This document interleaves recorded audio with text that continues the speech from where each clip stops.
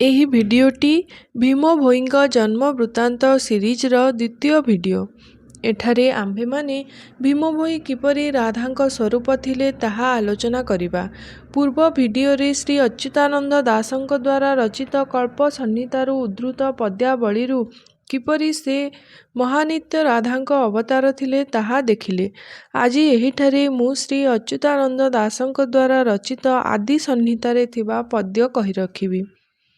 ଏ ନିତ୍ୟ ରାଧା ମହାସତୀ ମର୍ତ୍ତି ହୋଇବ ଉତ୍ପତ୍ତି ପୁଲିଙ୍ଗେ ପ୍ରକାଶତାକାୟ ଅତି ଦରିଦ୍ରାବସ୍ଥା ଦେହ କୁଳଶୀଳତା ଅଟେ କନ୍ଧ ସେବକ୍ତ କୁଳେ। ଏଠାରେ ଅନାଦି ବ୍ରହ୍ମ ଆଦିଙ୍କୁ କହୁଛନ୍ତି ଯେ ରାଧା ମହାସତୀ ଭୀମ ଭୋଇ ରୂପରେ ପୁଲିଙ୍ଗରେ ଅର୍ଥାତ୍ ପୁରୁଷ କାୟରେ ଅତି ଦରିଦ୍ର କନ୍ଧ ପରିବାରରେ ଜାତ ହେବେ। ନିର୍ଗୁଣ ସଂହିତାରେ ମଧ୍ୟ ଅଚ୍ୟୁତାନନ୍ଦ ଦାସ ରାଧା ଭୀମ ଭୋଇଙ୍କ ରୂପରେ ପ୍ରକାଶିତ ହେବାର ବର୍ଣ୍ଣନା କରିଛନ୍ତି।